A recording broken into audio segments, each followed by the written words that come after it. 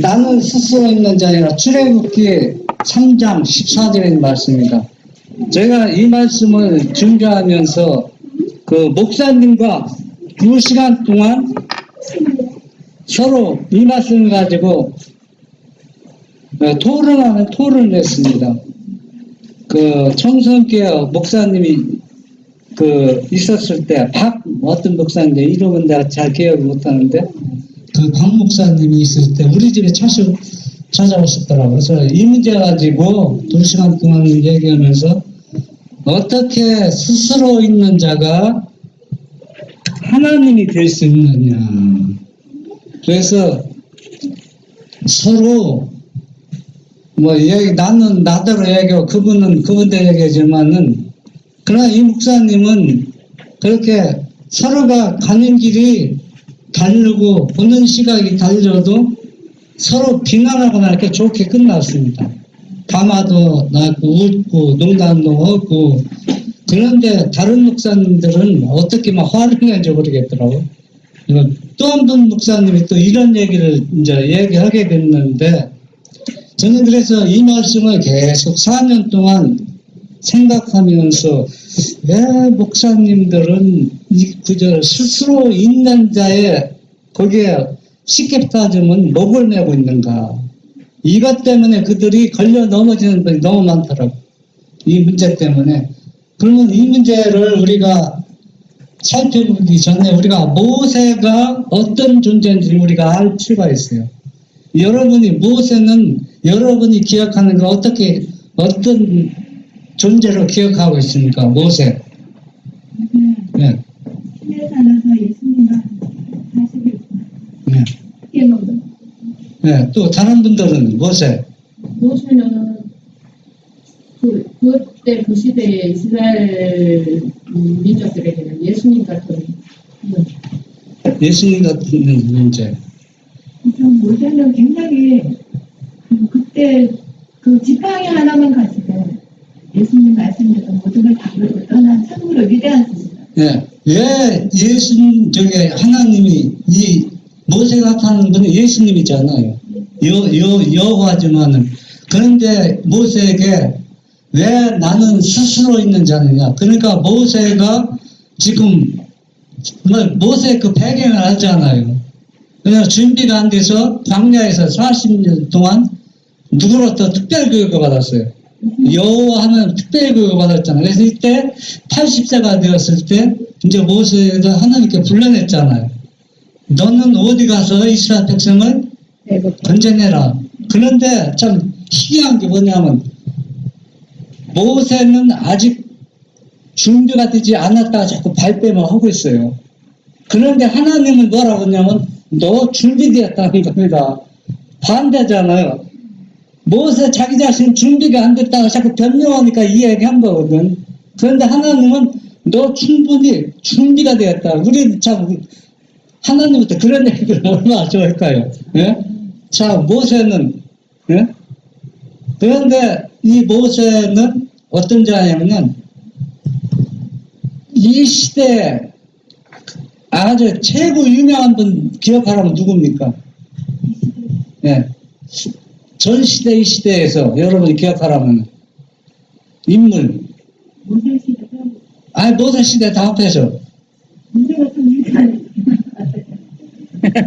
모세는 한마디로 얘기해서 세상적으로도 어디가 내놔도 견줄만 하고 빠지는 게 없어요. 시인이요. 여러분 시인 대해봤어요? 여자분들 시인 참 좋아하죠. 감상적으로 시인 보면은 감정이 시인이요. 또 뭐요? 철학자예요. 철학자는 얼마나 말 잘합니까? 아주 논리적으로 막 철학자요. 또 뭡니까? 무술가. 입덕자요. 또 뭡니까? 역사가요. 또 군대장관이요. 어디에 가도 누구와도 견뎌서 떨어지는 게 없어요. 그러니까. 그런데 더 유명한 건 모세가 하나님의 마음을 읽고 있다는 거라. 하나님의 마음 어떻게 읽었냐면 아까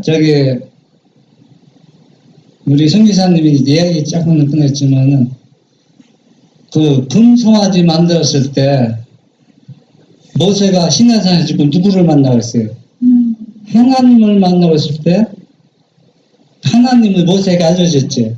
모세에게 알려줬어요. 하나님은 다 전지전능하시니까 알려줬을 때 모세하고 하나님하고 지금 영적 싸움하고 있는 겁니다. 어떻게 싸움하고 있냐면 하나님은 이 백성을 진멸해야 되겠다 그런 겁니다. 진멸해야 되겠다. 그러면 죄를 졌으니까 진멸해야죠. 사단이 걸고 넘어지지 않아요. 그냥 자기도 죄를 져서 쫓겨났잖아요. 그런데 이 백성이 지금 딴 때도 아니고 지금 뭘 받고 있는데 계명을 받고 있고 하나님의 임재의 영광이 많이 눈앞에 보이는데 지금 뭐를 만들고 있어요? 금송아지만 하세요. 보통 배도가 아니거든. 그래서 하나님께서 모세에게 이 백성은 죽이고 네 후손을 통해서 다시 구속사업을 시작하겠다는 얘기입니다. 그런데 모세는 이 얘기를 어떻게 받았냐면은 하나님 모세에게 지금 뭐라느냐 나에게 이 백성을 살릴 수 있는 명분을 제공해 달라는 겁니다. 명분을. 이 백성을 죽일 수 없으니 네가 이 백성을 사랑하는 것처럼 난 더 사랑한다. 그런데 이 백성을 살릴 수 있는 명분이 없다. 그러니까 모세가 뭐라고 합니까? 그 마음을 하나님이 왜 이 백성을 진멸하겠다는 얘기하면 내 생명책을 내 이름을 생명책에서 지워버릴지라도 나는 어때요? 이 백성을 이 백성과 함께 듣겠다. 그러니까 이거는 내 백성이 아니고 당신 여호와 하나님 인도했으니까 당신이 책임지시오. 그러니까 내 백성이 아니라고 합니다. 여호와 하나님은 내 백성이 아니고 네가 인도했으니까 네 백성이라고 합니다. 그 얘기는 바로 뭐냐? 네가 좀 중보좀 기도해달라는 얘기입니다. 이 백성은 중보 기도를 부탁한 겁니다. 그래서 모세가 중보 기도해서 이 백성을 살려나는 과정을 이 모세가 그만큼 하나님이 말씀하는 그 의미를 이해하고 중보 기도를 한 겁니다. 그러면 여기서도 모세에게 지금 모세는 나는 준비 안 됐습니다. 했고 난 말도 할 줄 몰라. 그러니까 여호와는 뭐라 했어요? 말 잘하는 누가 있다? 이 형이 있다 이겁니다. 자꾸 모세는 길을 빼는데 하나님 볼 때 너는 충분히 준비되어 있으니까 가라는 얘기입니다. 그러면서 나는 스스로 있는 자니라 그랬거든요.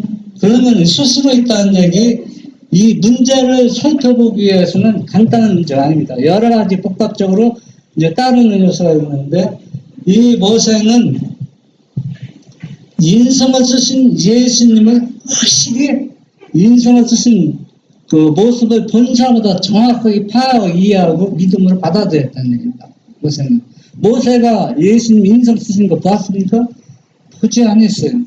보지 않았지만은 예수님이 하나님이 이 스스로 있는 자가 인간이 돼서 걸어다니고 피곤하고 쫓겨다니고 도망다니고 그런 모습을 모세는 이미 보고 믿음으로 받아들였다는 얘기입니다. 네? 그래서 이제는 이게 무슨 나무인지 알아요? 이게 무슨 나무예요? 포도나무, 포도나무. 이거는 무슨 나무예요? 사과나무. 이거 사과나무죠. 이거 왜 들고 나왔을 것 같아요? 예? 제가 옛날에는 포도를 가꾼 적이 있어요. 포도 재배를 한 적이 경험이 있거든. 아주 포도에 대해서 무한 일은 안 해요. 어느 정도 알고 있어요. 그런데 이 포도나무가 왜 필요하는 얘기예요, 이 시간. 정말 이거 스스로 있는 자인데 그거 설명하는데 왜 이게 필요하는 얘기? 여러분 너무 황당하죠. 예? 그러니까 보리밥 좀 먹어보라는 얘기입니다. 너무 황당하니까. 그러면 제가 그림을 그리는데 그림 소식 얼마나 되냐면 은별이보다도 못 그려요. 그림을. 예. 은별이가 그린 건데 사람 그리는데 나보다 훨씬 잘 그리더라고요. 그 할아버지 이게 그림이 뭐예요? 그래서 그림을 그리는데 이게 50년 된 포도나무예요. 뭐 예를 들어서 50년 포도나무 이게 나무 덩치가 된 뿌리가 있고 뿌리 진짜 못 뿌리죠. 50년 됐을 덩치가 크게 봐. 어? 이제 가지가 되어서 이제 여기서는 포도송이가 포도가지가 달리거든, 가지여서. 그런데 50년 포도나무는 포도송이가 잘 달릴까요, 안 달릴까요? 안 달리고 포도가 잘 익지도 않고 맛도 즐거요.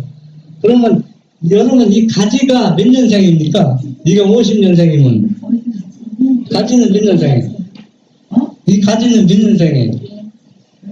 1년생이면 맛이 좋아야죠. 그렇잖아요. 네, 이게 제가 이게 지금 철학과 초등학문을 쫓는 그 신학의 모습입니다. 이게 포도나무 1년생이면은 맛이 좋거든요. 그런데 이게 통틀어서 이거 1년생, 이거 50년생 말하는 사람 있어요? 하는 사람 봤어요? 이 가지는 이거 새싹이니까 1년생이다. 이거는 50년이다. 주장하면 어떻게 될까요? 그 주장하면. 나눠서 저장하지 못한다. 네. 그러니까 제가 얘기하기로는 지금 신학을 공부하는 사람들은 철학적으로 그것을 이해하고 보면은 이렇게 된다는 얘기입니다. 이렇게 될 수뿐이 없어요. 다 맞아요. 이거는 이론적으로는 뭡니까? 싹 났으니까 1년생. 요거는 50년 됐으니까 정치는 50년생. 그렇게 이야기할 수 있냐는 얘기입니다. 여러분 어때요? 그렇게 이야기할 수 있어요? 이게 정치가 50년이거든요. 50년, 또 50살에 사람 따지면. 그럼 나이가 늙었죠. 그 포도가 맛이 없어요. 그러면 이 포도가 1년생이라면은 포도 맛이 좋아야 되는데 이 정치가 50년생 붙어서 산다 보니까 이것도 뭘 닮았어요? 50년 닮아서 맛이 없다는 얘기 잘 익지도 않고. 삭이 전지를 해갖고 새 삭이 나왔지만은 밑에서 빨아 당기는 거가 똑같은. 그러니까 여러분 이거는 1년생이라고 주장하면 그 여러분 어떻게 될까요? 주장하면. 그리고 또 이걸 다 50년생이다 주장하면은 그 주장은 좀 합리적이지 않아요. 그런데 문제는 딱 잘랐어요, 이게. 잘라서 지금 내가 자르잖아요. 잘라갖고서 이걸 꺾어지 하는 겁니다. 꺾어지해서 눈이 땅속으로 2개 들어가면 하나 위로 올려면은 한 달쯤 전에 싹이 나와요. 싹이 나오면은 여기가 어디서 잘랐냐면 50년에 잘랐거든요. 50년에 잘랐는데 이 이 나무는 이게 실체잖아요. 이게 50년의 실체죠. 여기서 잘랐기 때문에 또 꺾어지에서 이제는 이게 이제 꺾어지 생각하고 자랐어요. 이제 포도가 자수는 이게 50년생입니까? 1년생입니까? 1년생. 왜 1년생입니까? 50년생에서 뿌리를 가지를 잘랐는데, 예, 아니, 잘라져 나왔어도 실체는 그대로 가지고 왔잖아요. 예, 실체는 그대로 가지고 나왔죠. 그러면, 여러분은 어떻게 생각합니까? 50년생이라고 주장해도 일리가 있고, 1년생이라고 주장해도 일리가 있죠. 명분이 있다는 얘기입니다. 왜냐하면, 그냥, 안 자르고 있으면 여기 분명 50년 된 나무에서 잘라왔다는 얘기입니다. 그러니까 이 얘기는 바로 초등학문이 이렇다는 얘기입니다. 초등학문이. 네, 초등학문이라는 게 그러니까 이제 왜 얘는 초등학문은 실질적인 도가 아니라는 얘기입니다. 어린아이 수준의 학문이라는 얘기, 완전한 학문이 아니라는 얘기입니다. 네. 그러니까 골로새 2장 8절과 18절 얘기하면서 사도 바울이 초등학문을 논하는 겁니다. 이걸 여러분에게 생각하라고 제가 이야기하고 있습니다. 그러면 이제 이건 그렇게 하고 이제 그걸 새로 꺾어지 했으면 그 포도는 맛있겠네. 맛있죠. 그러니까 초등학문은 다 명분이 있는데 그건 뭐 어리석은 있다고 했죠. 어리석다. 그런데 이제 문제는 뭐냐면 이제는 이게 이제 사과나무입니다. 사과나무. 사과나무가 이것도 50년 됐어요. 50년 됐는데 50년 되면 사과 잘 안 열려요. 안 열리고 그냥 명목상만 사과나무 살아있어요. 열매도 30년. 저게 아니고. 그런데 요거 이제 이게 사과나무입니다. 사과나무인데 사과나무는 눈을 딱 떼요. 여기. 눈을 떼서 여기다 살짝 붙여요. 여기다 살짝 붙이고 눈잡을 붙이거든요. 올 한 8월 달쯤 눈을 붙였으면 내년 한 4월 말 되면 싹이 나요. 여기서 싹이 눈잡이 나가거든요.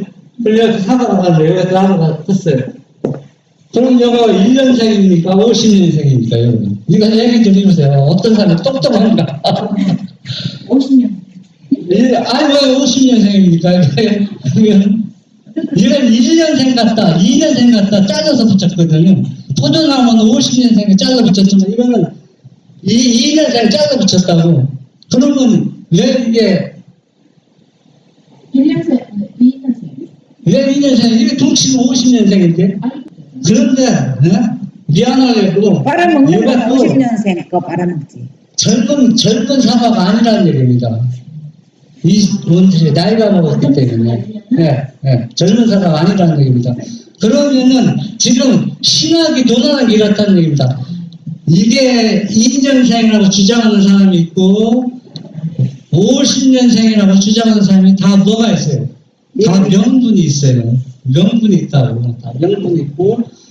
그런데 이거는 다 명분은 뭐냐? 뭐에 속한다? 초동학문에 속한다는 얘기입니다.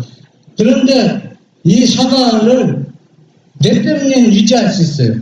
몇백 년 가게. 포도나무도 그렇고. 이걸 또 잘라서 또 접붙이고, 여기다 또 접붙이고.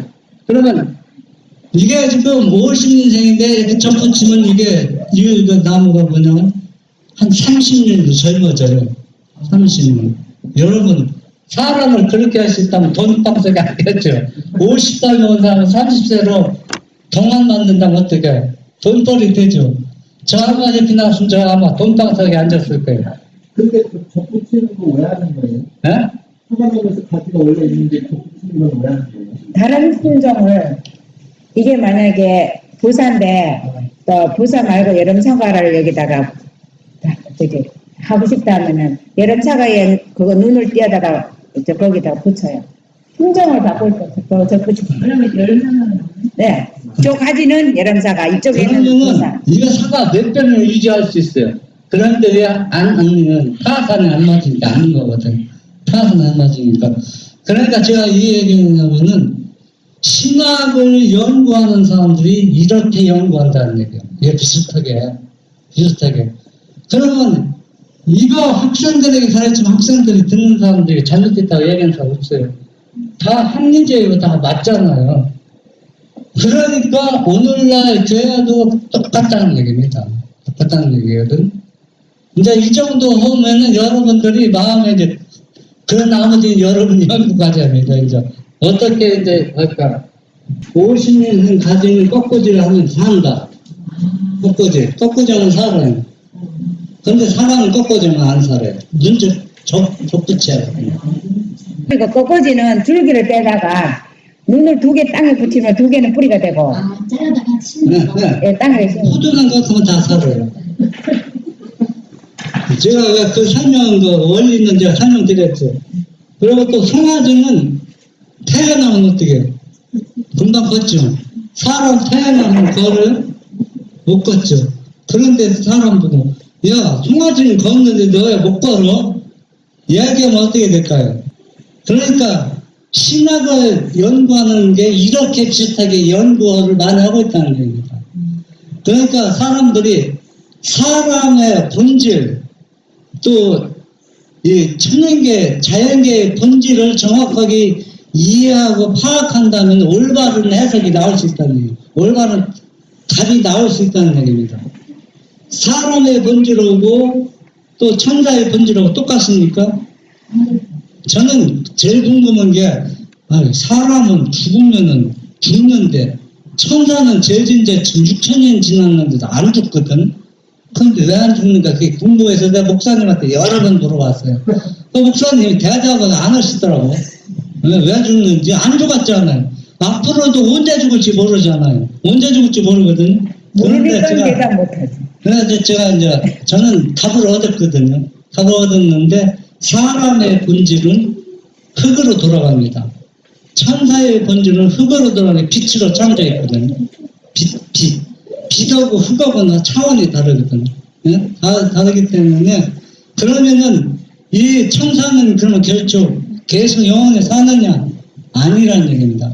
아니라는 답이 성경자 아까 출애굽기 13장 4절에서 3장 4절에서 답해주고 있습니다. 나는 스스로 있는 자니라. 여러분 천사가 아무리 능력 많다고 해도 나는 스스로 있는 자니라고 말할 수 있어요? 말할 수 없어요. 그러면은 스스로 있는 자를 성경절을 모세는 어떻게 이해하고 있는가? 모세 오경을 기록했잖아요. 뭐도 기록했어요? 욥기도 기록했잖아요. 그러면 그 스스로 있는 자라고는 모세는 어떻게 했냐면 출애굽기 6장 3절에 보면 전능자 하나님, 또 시편 68편 4절에 보면 그 이름은 여호와라. 모든 만물을 창조하시고 주관하시는 분이 스스로 있는 자는, 또 요한복음 8장 58절에 보면 모든 만물이 있기 전부터 있었다 있고, 또 히브리서 13장 8절에는 어제나 오늘이나 예수 그리스도는 동일하다 있습니다. 그리고 계시록 1장 4절에 보면 이제도 계시고 전에도 계시고 장차 오실리, 제일 많은 거죠. 누굽니까? 예수님이라는 얘기입니다. 계시록 4장 8절을 보면 거룩하다 거룩하다 주 하나님 전능하시니요 전에도 계셨고 이제도 계셨고 장차 오실리라. 그러니까 모세는 스스로 있는 자라는 얘기를 이렇게 이해하고 알았다는 얘기입니다. 그러니까 너 가라는 얘기입니다. 누굴 믿고? 내가 보냈다. 스스로 있는 자가 보냈다. 가라는 얘기입니다. 근데 모세가 안 갈 수 있습니까? 가잖아요. 가서 그 백성을 인도해냈잖아요. 예? 그러면은 하나님의 본질과 또 천연계의 본질과 사람의 본질과 천사의 본질을 우리가 성경을 통해서 알면은 왜 나는 스스로 있는 자라고 말할 수가 있는가? 그걸 답을 얻을 수 있다는 얘기입니다. 그 답은. 그러면 사람은 죄를 지으면 죽잖아요. 그런데 누구는 안 죽었어요. 루시퍼는 안 죽었잖아요. 그러면 여러분 아담이 처음에 창조받았을 때 아기로 창조받았어요. 뭐로 창조받았어요?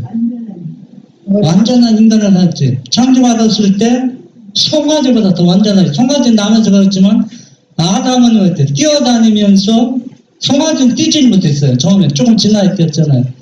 그리고 아담은 선악을 구별할 줄 알았어요. 창조받고 즉시. 그렇잖아요. 그리고 동물의 이름을 다 지어줬어요. 네? 그러면 사람의 본질도 엄청나죠. 네? 그런데 이 아담이 뭘 먹었어요? 선악을 알고 아니 그거 먹기 전에 생명과일을 먹어서 생명과일 먹은 효과가 몇 년까지 갔다고 그래요. 여러분 예인의식 통해서 얼마까지 기억합니까? 2000년까지 갔다고. 2000년까지. 그 영양이에요. 그래서 선악을 먹은 영양으로 최고로 타서 거의 1000살까지 살았잖아요. 그리고 2000년대까지는 질병이 없었다는 얘기입니다. 병이 없었고 뭐 먹은 영양으로, 생명과일 먹은 영양으로 2000년까지 끌었다는 얘기입니다. 그러면은 천사는 죄를 지었지만 무엇으로 창조받았어요? 빛으로 창조받았기 때문에 그 수명은 얼마나 갈지 누구만이 알아요?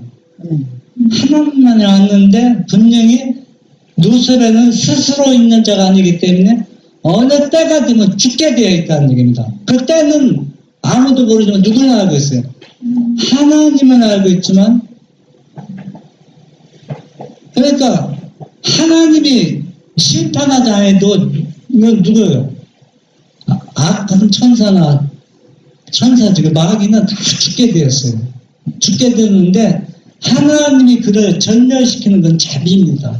그러니까 이 악한 천사도 죽으면서 하나님 뭐라고 합니까? 자비롭다고 인정해 줍니다. 악인들도 다 벌을 받고 죽으면서도 뭐하라? 하나님을 사랑이다. 자비롭고 인자하다고 인정해 주는다는 얘기입니다. 제가 하는 얘기가 하나님은 조그만 선한 마음만 있어도 어떠한 죄를 지어도 그 사람을 심판하지 않아요. 절대 심판하지 않아요. 왜? 착한 마음이 조금만 있어도 안 죽여요. 완전히 100% 회개할 가능성이 없는 사람, 완전히 화인 맞은 사람은 죽인다는 얘기입니다. 완전 화인 맞은 사람. 그러니까 하나님 얼마나 자유로웁니까? 네? 그리고 또 우리가 구원받는 것도 99% 아무리 하나님의 분상을 닮은 1%가 부족하면 영생이 없어요. 100% 구원이니까. 하나님의 분성을 이어받아야 된다는 거예요. 이것이 진리라는 얘기입니다. 네? 그래서 이 스스로 있는 자의 하나님의 본질을 우리가 이해하면은 왜 하나님께서는 그렇게 모세에게 말씀하시는 걸 우리가 어느 정도 이해할 수 있다는 얘기입니다. 그러면 스스로 있는 자는 무엇을 의미하는가 우리가 한번 보겠습니다. 이제 여기에 보면은 지금 포도가 꺾어지면 살죠. 그 눈 접붙이면 어떻게 해요? 살죠. 살고 또 젊어진다고 했죠. 더. 어? 근데 사람은 그런 게 없어요. 미안하지만. 사람은 조금 젊어지지만 이런 천연개처럼 할 수는 없는 겁니다. 천연개. 그런데 이것도 뭡니까? 종자의 생명이 있고 땅에 능력이 있을지라도 만일 거기에 뭐하는 능력이 밤낮으로 작용하지 않는다면 종자는 수확을 가져오지 못한다. 메마른 밭이 소낙비로 생기를 회복해야 하며 햇빛이 온기를 주어야 하고 땅에 묻힌 씨앗의 전기가 통해져야 하는 것이다. 창조주에 의해서 심어진 생명은 창조주에 의해서만 싹틔울 수 있는 것이다. 하나님의 능력으로 모든 종자는 싹이 트고 식물은 자란다. 씨는 하나님의 말씀이요 땅이 싹을 내며 동산이 거기 뿌린 것을 움트게 한같이 주 여호와께서 의와 찬송을 열방 앞에 달성하게 하시리라. 찬양계와 마찬가지로 영적 과정에 있어도 생명을 만들어낼 수 있는 능력은 하나님에게 있다. 그러니까 이 얘기는 모든 것은 스스로 있는 자에 의해서 싹이 트고 식물이 자라고 또 사람 생명도 또 영생에 이룰 수 있다는 얘기입니다. 그러니까 쉽게 표현하면은 사람의 본질이나 천사는 아직까지 배반하고 살아있지만 그 본질은 스스로 어떻게 되는 거예요? 자멸하고 죽게 되어 있는데 왜? 스스로 있는 자가 아니고 자기가 생명을 빌려왔다는 얘기입니다. 자기 것이 아니라는 얘기입니다. 빌려왔기 때문에 언젠가는 빌려온 사람에게 돌아갈 수뿐이 없어요. 내 것이 아니기 때문에. 그런데 스스로 있는 자라는 얘기는 생명을 빌려오지 않고 스스로 생명이 존재한다는 얘기입니다. 그래서 화해주석에 보면 설명이 됐죠. 여기 보면은 출애굽기 3장 14절에 보면은 인간은 현재를 보고 하나님은 미래를 보신다.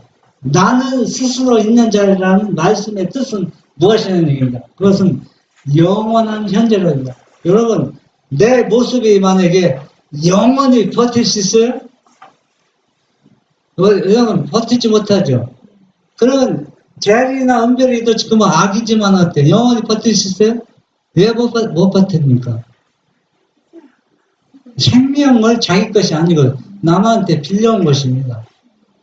그러니까 스스로 있는 자는 뭐라는 얘기입니다. 특히 현재의 모든 것을 어떻게 지속할 수 있다?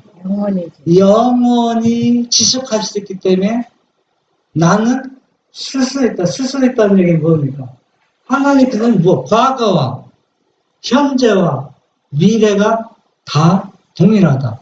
그러니까 예수님이 하나님의 아들로 나음을 입었을 때 예수님은 하나님의 아들이면서 스스로 있는 자들이기 때문에 과거, 현재, 미래를 다 안다는 얘기입니다. 그러니까 누구와 똑같다는 얘기입니까?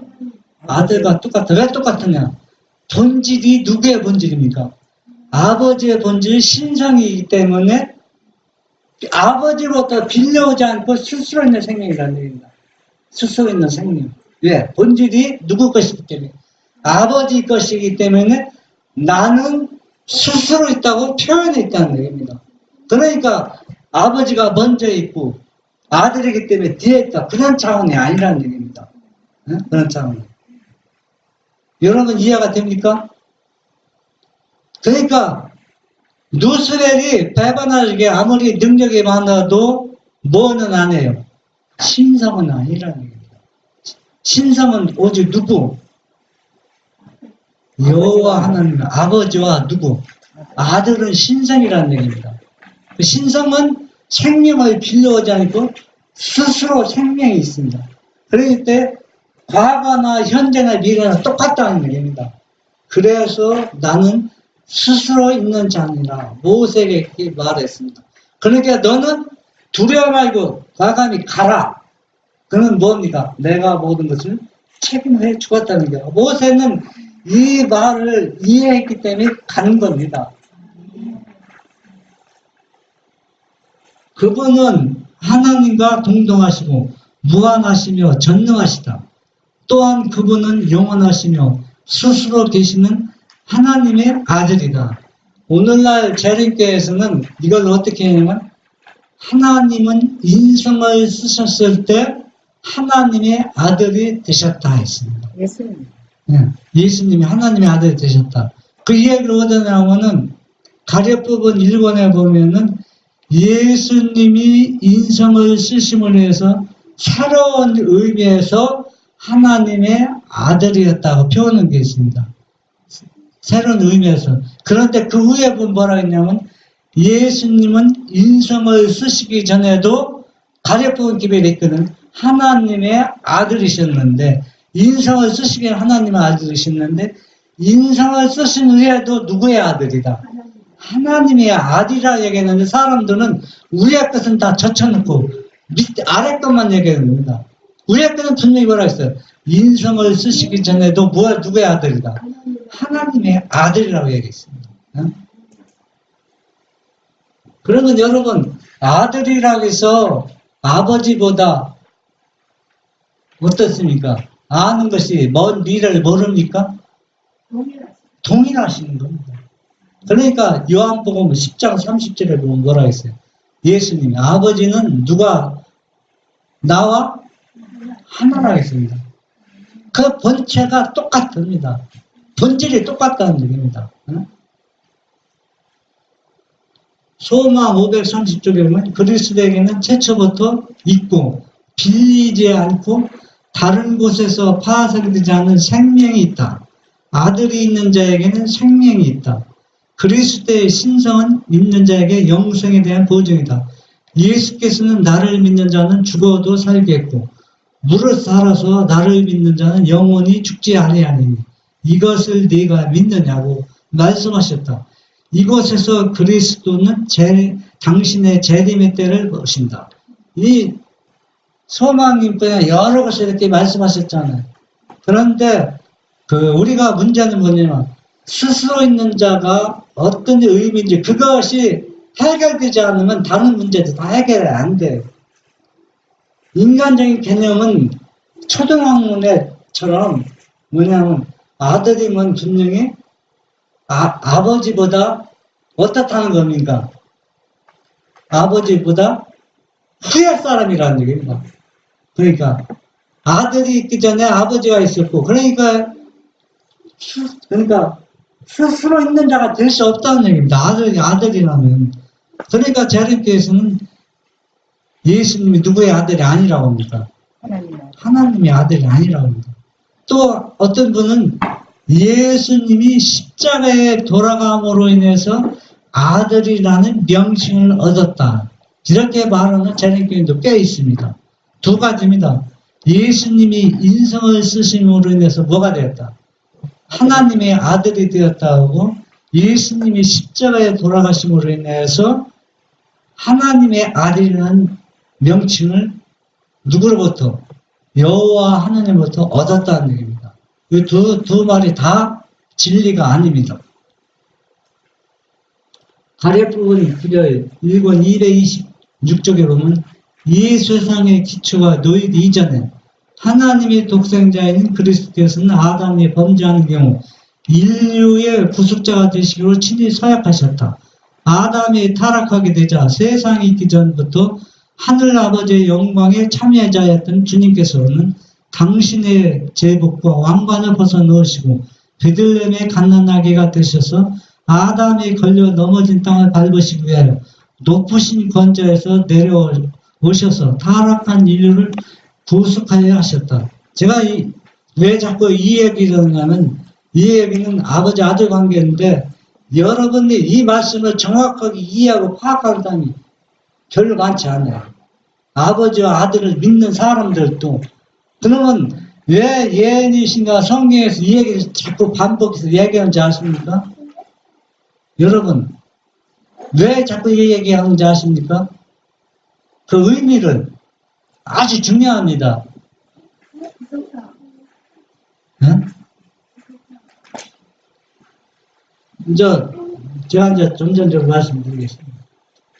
도저와 선지자 36절에 보면 우주의 왕은 저희 앞에서 당신의 아들의 참된 지위를 드러내시고 모든 피조물에 대한 아들의 관계를 보이시려고 하늘 무리들을 소집하셨다. 하나님의 아들은 아버지의 보좌에 같이 앉았으며 영원 자존하신 하나님의 영광이 두 번을 둘러쌌다. 보좌 주에는 만민이요 만만이요 천천히 셀 수 없는 많은 거룩한 천사들이 모였는데 수종되는 자들이요 신하로서 가장 높은 저들은 하나님이 어전에부터 비치는 빛 가운데 기뻐하고 있었다. 여러분 천사의 존재를 여러분 얼마나 알고 있어요? 어떻게 알고 있어요? 천사의 존재 여러분이 알고 있는 건 천사는 대단한 존재입니다. 그냥 뭐 시인부는 왔다 갔다 하니까 천사다 하지만 우리가 아는 그런 천사가 아니라는 얘기입니다. 천사는 뭐만 능력이 없어요. 생명을 살릴 수 있는 그만 없지 능력이 대단한 존재입니다. 우리가 상상도 못할 존재예요. 우리가 상상보다 더 엄청난 존재입니다. 천사는. 그런 존재가 그냥 뭐 심부름 다니고 아무것도 아닌 것처럼 보이잖아요. 그런데 이 천사가 심부름할 때를 가장 행복하게 여겨요. 심부름할 때. 예수님이 십자가에 달려 돌아가실 때 천사가 울면서 사정한 게 있어요. 그 사정한 거 뭐 사정한지 아세요?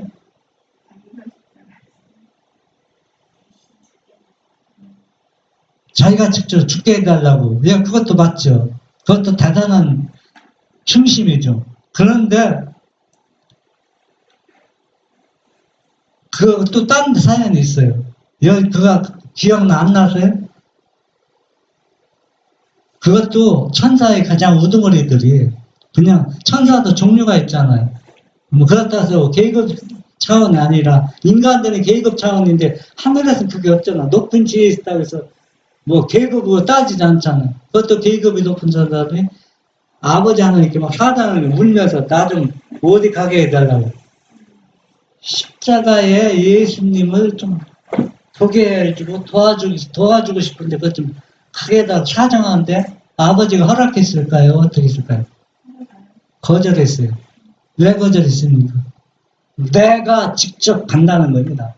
천사를 보내는 것이 아니라 누가 직접 간다? 아버지께서 직접. 여러분 나오잖아. 예수님 십자가 왔을 때 누구도 곁에 있었다. 아버지도 함께 뭐 받겠다 했어요? 십자가에 못 박혔다는 얘기입니다. 여러분 우리 재린이나 은별이 엄마 재린이나 은별이를 희생시켜서 우리 청순구민이 살릴 수 있다면 재린 엄마 재린 내놓을 수 있어요? 생명은? 어떻게? 은별이 엄마 내놓을 수 있어요? 예? 도망가겠지. 그런데 이분은 어떻게 했어요? 내놨는데 천사들이 그걸 알잖아. 그렇기 때문에 내가 예수님 그 고통당하는 것 좀 내가 위로 좀 이렇게 보내달라고 해도 내가 직접 간다는 거야. 아버지가 직접. 이 구속의 경륜을 무시하는 게 뭐냐? 세 분 하나님을 믿는 거라는 거야. 그분을 아주 무시하는 게 이게 셋째 천사의 핵심 내용이라는 말이에요. 여러분, 이름 내립니다. 왜 이름이 내리는지 사람들이 알아요? 그게 이름 내립니다. 그러면 사람들 그 말 듣고 예수 재림 준비가 됩니까? 우리가 그렇게 피어 있으면 그 안에 우리가 복음을 알아야 됩니다. 그 안에 엄청난 복음이 있다는 얘기를. 그렇잖아요. 뭐 10처나 5처나 뭐 기름 준비하고 5처는 기름 준비하지 않는데 그 안에 뭐가 있습니까? 이 복음이 사랑이 있다는 얘기입니다. 사랑. 이걸 알기 때문에 기름을 준비했고 이걸 모르는 사람은 기름을 준비하지 않은 겁니다. 또 하나님의 인을 받는 것도 늦은 준비 받는 것도 똑같아요. 이 복음의 실천을 정확히 이해해야만 뭐가 받아요? 인을 받고 늦은 준비를 받는다는 얘기입니다. 여러분 이름을 내렸습니다. 세상이 망합니다. 실제 내립니다. 그거 듣고 예수 믿을 사람, 예수 재림 받을 사람 누가 있어요? 아무도 없어요. 한번 생각하고 계세요. 그 안은 지금 뭐가 첫째 천사의 기별과 둘째, 셋째 천사 병행하면서 이 기별이 나가고 있다는 얘기입니다. 복음 전체를 봐야 된다는 얘기입니다. 그래서 지금 이 우주의 왕이 뭐가 됐다는 얘기입니다. 하나님의 아들이, 하나님이 천사도 대단한 존재인데 하나님의 아들이 뭡니까? 우리를 구원하기 위해서 사람이 돼서 아기가 은별이나 뭐는 제 자신은 한 살 때 기억이 안 나요. 어떻게 자라고 어떻게 뭐 했는데 엄마 모습도 안 나거든요. 어느 정도 기억이 나는데 그런데 하나님의 아들이 이런 어린아이 무력한 아기로 태어나서 엄마가 똥을 좀 안 받아냈겠어요? 그런데 여러분 생각해 보세요. 하나님이 지금 뭐를 싸고 있어요? 한마디로 똥 싸고 오줌 싸고 있다는 얘기입니다. 유치한 얘기들만. 그걸 지금 천사들이 다 보고 있고 본인도 그걸 알아야 되고 아버지도 아는데 그 부모의 심정이 어떨까 한번 생각해 보세요. 그 마음을 헤아리지 못하게 하는 것이 성령 하나님이 그 막아버리고 있다는 얘기입니다. 엄청난 비극이랍니다. 이거 사실은 이 복음을 완전히 풍지박살 내고 있는 겁니다.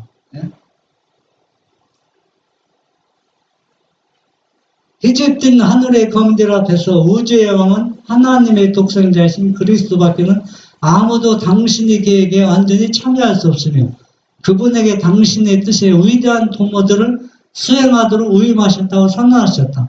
하나님의 아들은 하늘의 모든 천사들을 창조하는 가운데 하나님의 뜻을 이루셨다. 그러므로 그분에게도 하나님과 같은 존경과 충절을 드려야 했다. 누가 창조했다 했어요? 하나님의 아들이 천사도 다 창조했습니다. 우리 인간만 창조한 게 그럴 때 마땅히 누가 아버지와 똑같이 예수님의 아들에게도 경배가 받는 것이 합당하다는 얘기, 마땅하다는 얘기입니다. 로마서 8장 32절에 자기의 아들을 아끼지 아니하시고 우리 모든 사람을 위하여 내어주신 이가 어찌 그 아들과 함께 모든 것을 우리에게 은사로 주지 아니하시겠느냐. 사람들은 이 개념이 아까 사과나무하고 포도나무 제가 설명해 드렸죠. 왜 그게 초등학문의 그 수준이 낮은 거냐면 초등학문은 어린아이 수준에만큼 교육을 시킨단 말이에요. 그게. 그렇잖아요. 그게 진짜 학문이 아니라는 얘기입니다. 장성하면 어때요? 뭘 하면 올바른 학문을 익혀야 된다는 얘기예요. 어렸을 때는 그런 학문 잡고도 부끄럽거나 수치가 아니에요. 그 수준에 맞는 학이기 때문에. 그런데 교회 다닌 지 50년, 성경 문제, 뭐 100번, 뭐 어떤 사람은 뭐 수십 번 읽고, 네? 그런 사람들이 아직도 누구를 올바로 인식하지 못해요. 성경을 올바로 인식하지 못하면은 그건 뭐라는 얘기입니다. 초등학문에서 벗어나지 못하겠다는 얘기입니다. 사람들이 뭘 이해하지 못하냐면 가족관계를 이해하지 못해요. 가족. 하늘에는 가족제도입니다. 하늘에는. 왜 천사들이 예수님이 십자가에 돌아가실 때나 또 예수님이 심부름할 때 그렇게 좋아하느냐면은 이 천사들은 천사로 생각하지 않아요. 누구는 하나님의 아들로 생각합니다. 하나님의 아들로. 내가 하나님의 아들이기 때문에 아버지를 순종하고 말 듣는 것이 즐거우며 기쁨이며 영광이라는 얘기입니다. 아버지가 어떤 아버지요? 이 천사들은 계속 보았습니다. 이 아버지가 얼마나 사랑이 많은지 말도 못해요. 천사들은 또 이 아버지가 예수님 아들을 얼마나 사랑하는지 옆에서 매일 보고 있는 겁니다. 그 모습을 얼마나 사랑스러워하는지 여러분들 생각할 때 신성이기 때문에 뭐 유치하게 그래? 우리가 상상한 것보다 사랑을 서로 주고받고 존경한다는 얘기입니다. 응?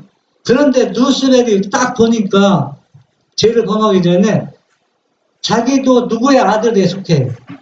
하나님의 아들에 속하는데 누구만큼은 사랑을 못 받고 있어요. 예수님만큼 사랑을 못 받고 있는 겁니다. 예수님만큼. 내가 볼 때는 예수님만큼 나는 능력이 있는데 파워가 있고 모든 천사들은 누구를 존경하고 있어요? 누스벨을 존경하고 있고 누스벨이 말 한마디면 어디도 아무리 넘겨도 심부름 잘해주는데 그런데 왜 내가 아버지로부터 예수님과 같은 사랑을 못 받느냐는 얘기입니다. 응? 응? 자기도 충분히 받을 가치가 있다는 얘기입니다. 여러분 한번 생각해 보세요. 우리가 솔직하게 집사님이 지금 서운하죠, 딸? 서운한데 친딸이죠. 근데 가짜 딸이라고 얘기하는 거 아닙니다. 친딸이죠. 하나 영입해서 하나 들어오는 거 뭐라고 하지? 양녀로 삼아서 친딸로 삼았어요. 그러면 친딸 못지않게 사랑한다고 하지만 그 말이 진실입니까? 거짓입니까? 진실이지만 실제 누구 딸만큼 내 딸만큼은 사랑이 안 되는데 뭐 솔직하게 얘기해서 안 돼요. 그렇잖아요. 그러니까 아버지가 아무리 사랑이 많아도 이 천사들이 자기 아들로 하지만은 누구만큼은 자기 아들만큼은 사랑을 그걸 피부로 느낀다는 얘기입니다. 그런데 이 천사들이 루스벨이 오해한 거예요. 만약에 자기들 볼 때는 자기가 예수님보다 사랑을 덜 받고 있는 거잖아요. 똑같이 받고 있다는 게 이해하기 증명해 줍니다. 만약에 사랑하지 않았다면 자기 귀엽게 사랑하는 아들을 내어주지 않아요. 은별이나 제리는 막 은별이 안 내주고 제리는 안 내준다고 했잖아요. 다른 사람 살려서 내 죽이라면 희생을 안 내준다고 했잖아요. 그런데 하나님은 누굴 내어줬어요? 자기가 아끼고 사랑하는 아들을 희생물로 내주었다는 얘기입니다. 이 사랑 여러분 이해가 됩니까? 이 엄청난 사랑을 그러니까 누스벨이 하나님의 사랑을 오해했다는 얘기입니다. 하나님의 품성을 올바로 이해하지 못했다는 얘기입니다. 옆에서 계속 지켜보고 보아왔어도 하나님의 품성을 오해했다는 얘기입니다. 누스벨 같은 사람도 하나님의 사랑을 날마다 보고도 오해했는데 하늘의 우리들이 어떻게 하나님의 품성을 올바로 이해하겠어요. 그러면서 신학자들은 나는 수수능력자니까 아들이 될 수 없고 아버지가 될 수 없고 아들이 있으면 어머니가 있어야 되잖아요. 얼마나 유치한 얘기입니까? 인간적으로 생각합니다. 인간적으로 아들이 있으면 누가 있어야 돼요? 엄마. 이거는 초등학문입니다. 초등학문 완전히. 근데 초등학문이 뭐라 했어요? 이제 조금 나옵니다. 화해주석 계시록 1장 10절 그리스도는 안식일에 나타나신 것임. 하나님이 에덴에서 제정하신 안식일은 그가 대도시와 소도시에서 그의 친구들과 함께 있었을 때와 마찬가지로 외로운 섬에 있을 때에도 요한에게는 귀한 날이었다. 그는 그리스도께서 이 날에 관하여 주신 귀한 약속들을 되풀이하였다. 안식일은 그에게 있어서 하나님이 그의 하나님이시라는 표징이었다. 안식일에 부활하신 구주께서 요한에게 임재하셨다. 여러분 요한복음 14장 요한복음 여러분 너한테 몇 번 읽어보셨어요? 솔직하게 우리 얘기해 보시죠. 요한복음 몇 번 읽었어요? 저는 한꺼번에 여러 번 읽었습니다. 왜냐하면 이 기별을 갖고서 요한복음을 읽으니까 요한복음이 성경 전체 내용이더라고요. 전체 내용. 내용에서 뭐 다른 성경 자세히 예시는 안 봐도 분명하게 딱 정확하게 진리를 제공해주고 있더라고요. 요한복음 14장에 보면은 다른 부에서 보내겠다 했잖아요. 다른 부에서. 그러면 왜 우리 자연교회에서는 다른 부에서를 보내겠다는 게 성령 하나님으로 얘기하냐면은 오늘날 우리 교회에서는 예수님의 인성은 다 믿어요. 믿고 예수님이 부활하고 하늘에 승천한 것도 다 믿어요. 그런데 그거 믿는데 잘못 믿고 있어요. 어떻게 잘못 믿고 있느냐. 예수님은 지금 지성소에서 일하는 인상을 쓰신 모습이잖아요. 그 인상을 쓰신 모습이 신성입니까? 인성입니까? 여러분. 신성이며 인성이며 완전한 신성입니다. 인성이지만은 신성이 됐. 왜? 예수님은 부활할 때 완전 성화된 모습으로 부활했다 했어요. 불배를. 그러면 우리가 구원 얻는 불배의 몸과 예수님이 성화된 몸과는 차원이 본질이 달라요. 왜? 예수님은 스스로 있는 존재, 신성이나 인성을 뵙기 때문에 부속사업을 마치고 인성을 보시고 계속 있겠지만 완전한 신성이라는 얘기입니다. 그러니까 옛날의 모든 것을 다 되찾았다는 얘기입니다. 인성이면서. 그러면 이 인성을 사람이 보면 죽어요, 살아요? 여러분, 예수님 인성을 쓰셨기 때문에 부활하는 예수님을 보면 인성은 죽어요. 왜? 신성이기 때문에 죽습니다. 완전한 인간이지만 죽습니다. 그런데 불멸의 몸을 입은 사람은 안 죽어요. 왜? 똑같은 거룩한 존재이기 때문에. 그런데 영광을 잊지 못한 이 죄인은 죽어요. 그런데 예수님이 인간으로 이 땅을 쓰셨을 때 예수님 부활해서 죽은 사람이 있어요? 안 죽는다는 사람. 안 죽어요. 그러니까 지금 우리 재림교회에서는 아직도 지성소에서 있는 모습이 베들레헴에 태어나신 그 인성 그대로 있다고 합니다. 그렇기 때문에 예수님은 제안을 받기 때문에 다른 도에서 성령 하나님의 도움이 필요하기 때문에 성령 하나님이 있다는 얘기입니다. 그런데 여기서 그것이 중요해요. 여기 보면 뭐라고 했어요? 예, 요한에게 나타난 사람이 누굽니까? 부활하신 예수님이죠. 여기 보면 한번 읽어보세요. 요한이 받은 핍박은 은혜의 수단이었다. 부활하신 구주의 영광으로 반모섬은 찬란하게 빛났다. 요한은 인간의 모습으로 나타나신 그리스도를 그러니까 보았다. 베들레헴에 나타났던 예수님이죠. 그대로 손에 못 잡고 다 있잖아요. 네. 그의 손과 발에는 항상 그의 영광이 되는 못자국들이 있었다. 이제 그는 부활하신 그의 주님을 다시 볼 수 있도록 허락되었다. 요한이 보았죠. 그런데 요한이 안 죽었잖아요. 왜 안 죽었는지 설명이 됩니다. 벌써. 그는 인간이 보고도 살 수 있을 만큼의 영광만 잊고 있었다. 이 영광을 다 드러냈으면 요한이 죽어요. 그런데 다 살 수 있는 만큼 영광만 드러냈다 했어요. 살 수 있는 만큼.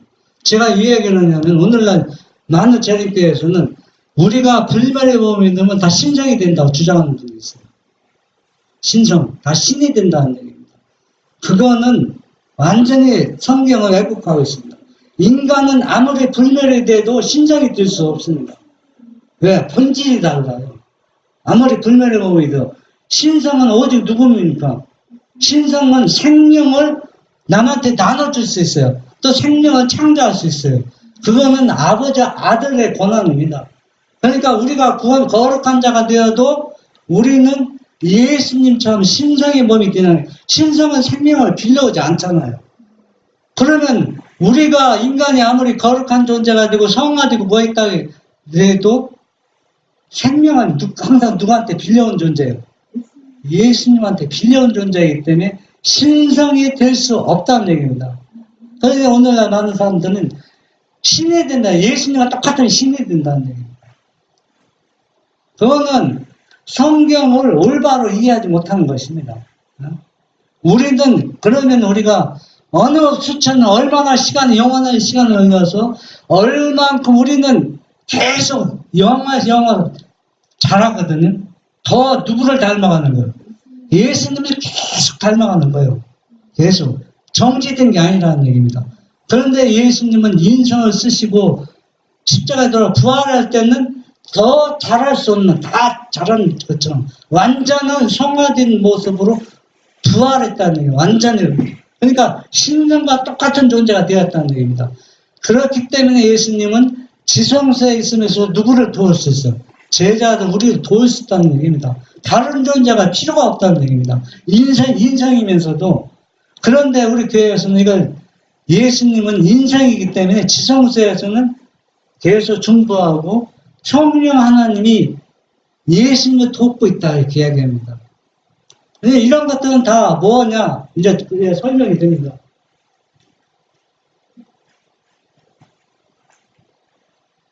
여기 있죠. 내가 아버지께 구하겠으니 그가 또 다른 보혜사를 너에게 주사 영원토록 너희와 함께 하시라. 이 보혜사가 누구한테 직접 나타났어요? 부활했고 요한에게 나타났잖아요. 이게 누굽니까? 십자가에 돌아가신 부활하신 예수님입니다.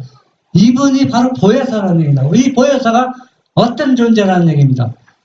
옛날에 아버지께 맡겼던 왕관과 왕의 모든 것을 영화를 다 입었기 때문에 얘기입니다. 그러면은 예내시는 어떻게 설명했냐면 우리도 영광의 옷을 입어요. 영광 옷을 입거든. 그러면은 우리가 영광의 옷을 입는 거고 예수님이 영광의 옷을 입는 거고 달라요. 예수님의 영광은 신성의 모든 것을 완전히 희복하는 거고 우리의 영광은 불멸의 몸입니다. 죽지 않은 몸. 그러면서 영광의 옷을 입었지만 계속 뭐입니까? 목표는 예수님을 따라 계속 자라나는 겁니다. 계속 영화에서 영화로 계속 높은 수준으로 올라가는 겁니다. 그러면은 어느 연년에 가서 예수님과 똑같은 존재가 될지 인간은 말할 수 없어요. 누구는 알아요? 하나님과 아버지는 안다는 얘기입니다.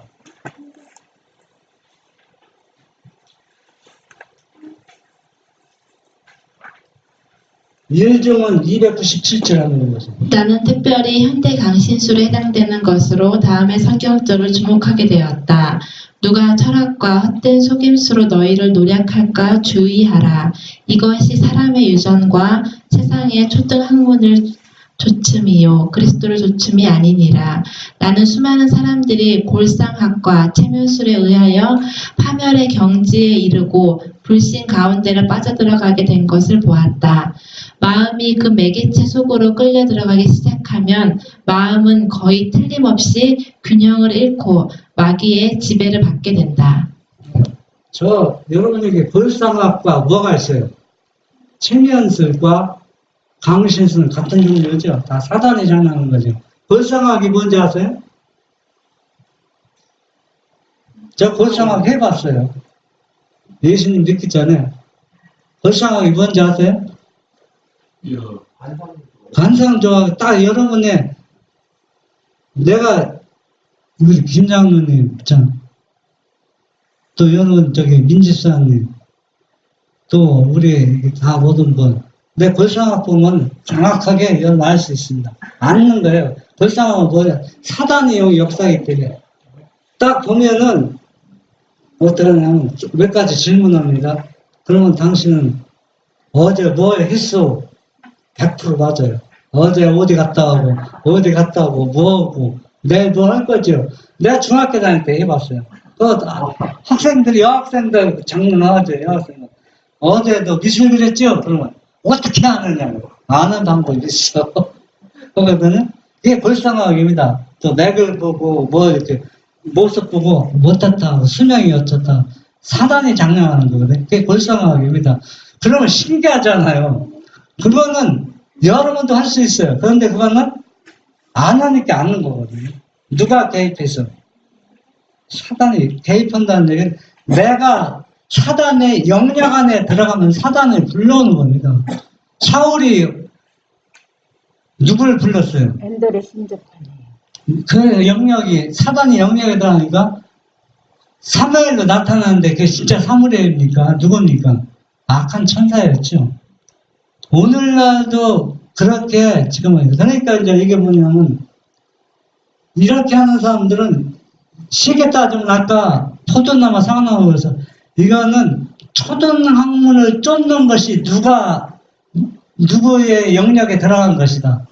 사단의 영역에 들어간다는 얘기. 사단의 영역에 들어가면은 다 뭐에 걸린다는 얘기예요? 강신술에 걸린다는 얘기입니다. 본인은 몰라요. 본인은. 골로새 2장 18절 한번 읽어보세요. 골로새에서 2장 18절에 특별한 경고가 주어져 있다. 누구든지 일부러 겸손함과 천사 숭배함을 인하여 너희 상을 빼앗지 못하게 하라. 저가 그 본 것을 의지하여 그 육체의 마음을 조차 헛되이 과장하고 강신술의 교사들은 그대를 속이기 위하여 마음을 즐겁게 하고 호리는 방법으로 접근한다. 그러므로 그대가 만일 그들의 헛된 말에 귀를 기울이면 그대는 의의 원수에게 속임을 당하고 그대의 상급을 분명히 상실할 것이다. 지금 사단의 영역은 바로 뭐냐? 골로새 8장과 18절 여러분 성경적 예수님과 짝을 찾아서 보면은 여러 가지 성경이 나옵니다. 그러면 그게 뭐냐? 일단 거기에 길을 부리면 내가 어디로 들어가는 겁니까? 사단의 영역 안으로 자기가 들어가는 겁니다. 그 안에 들어가면은 아무리 믿음이 좋은 사람도 살아남을 자가 없어요. 다 여기 보면 뭐라 했어요? 누구든지 일부러 겸손함과 여러분 천사가 악한 천사가 나타날 때 어떤 천사가 나타납니까? 강력한 천사가 나타납니다. 강력한. 대개 보면은 교회에서 열심히 일하는데 아이고 너무 열심히 일해요. 참 부러워. 전도도 잘하고 뭣도 잘하고 하여튼 너무 헌신적이거든. 나는 왜 저런 믿음이 없을까? 부러울 때 있죠. 그게 이걸 한번 보면은 이게 바로 가장 뜬 거예요. 일부러 뭐 하는 겁니까? 겸손하고 누구를 숭배한다. 천사는 마귀를 숭배하는 겁니다. 마귀를 숭배하고 있는 거예요. 본인이 그렇게 생각합니까? 아니잖아. 얼마나 믿음대로 살아가는 사람보다 더 겸손해. 더 겸손하다고. 그런데 이것은 바로 뭐야? 자기가 보고 드는 것을 계속 사단의 영역 안에 들어가서 누구의 조종을 받고 있어요. 마귀의 조종을 받고 있는데 이것은 내가 하나님을 위해 일한다. 누가 그랬어요? 사도 바울이 다메섹에서 예수님 만나기 사람 잡아 죽이는 것이 누구의 일이라 했어요? 하나님의 일이라고 했어요. 예수 잘 믿는 사람 잡아 죽이는 것이. 그러나 예수님이 만난 일은 어때요? 그게 하나님이 아니고 누구의 일을 하고 있다고 생각했어요. 마귀의 일을 하고 있다고 야기했겠죠. 오늘날도 그와 딱 똑같은 사람이 많이 있답니다. 오늘날도. 응? 대기만자에 매혹시키는 영향이 일단 그대를 정복하게 되면 그대는 해독을 입게 되고 그 치명적 영향이 그리스도께서 하나님의 아들임을 믿는 그대의 믿음을 훼손시키고 소멸시켜 버리므로 그대는 그분의 피의 공로를 의지하지 않게 된다. 이 철학에 의하여 속임을 받은 자들은 사단의 기만을 통하여 그들이 받을 상급에 대하여 속임을 당한다. 그들은 그들 스스로의 공로를 의지하고 일부러 겸손하고 즐길 생각까지도 하고자 한다. 참 얼마나 불쌍한 존재들입니다. 예수 믿는다고 자기 모든 것을 다 바치고 헌신하고 봉사했는데 그게 결국 누구를 숭배하는 거예요? 사단을 숭배하죠. 악한 천사가 광명의 천사로 간장한 것을 숭배하고 있다. 그런데 강신술에 발을 들여놓고 특징은 뭐냐? 증거는 예수님은 하나님의 아들로 안 받아들이는 건 뭐야? 강신술에 빠진 거라는 거예요. 강신술에 그게 영역에 빠진 사람은 누구를? 예수님을 하나님의 아들로 거절하는 겁니다. 그런데 예수님께서 십자가에 돌아가서 이렇게 조롱받고 보았을 때 얼마나 어떤 취급을 받았어요? 죄인 취급 받았어요. 예수님이 말하지 않았잖아요. 너 진짜 하나님의 아들이면 어서 뛰어내려. 십자가 뛰어내려. 침묵을 지켰잖아. 그런데 침묵을 지키지 않은 순간, 어느 순간만 얘기를 했습니까? 여러분 기억하십니까? 다른 건 다 참고 견뎠지만 이 얘기는 참고 견디지 않았어요. 네가 하나님의 아들이냐 할 때는 예수님은 절대 침묵을 지키지 않았어. 그렇다. 네가 말했다. 내가 하나님의 아들이다 했습니다. 여러분, 제가 이 얘기는 하나님 아버지와 아들 관계를 여러분 잘 이해를 못하고 있어요. 여러분 두 분은 믿는다고 하지만 이 관계가 어떤 관계인지 여러분 이 관계를 여러분이 알아야 돼요. 이게 복음의 실체입니다. 어떤 관계나. 그러면 제가 조금 전에 얘기했잖아요. 누스벨이 아무리 아버지로부터 사랑을 받았지만 누구만큼은 아들만큼은 자기 못 받고 있는 것처럼 느끼는 겁니다. 이거는 품성 오해인 거잖아요. 오해. 뭐 천사도 또 자기한테 경배하는데 누구만큼은 예수님만큼 못 받고 있는 거거든요. 그러면은 왜 신성인데 무슨 아들과 아버지 사랑을 주고받느냐? 사람의 생각입니다. 이거는 이 아버지와 아들의 관계가 얼마나 밀접한데 여러분이 자녀를 사랑하는 거 보면 게임이 안 돼요. 그 관계가 얼마나 밀접한지.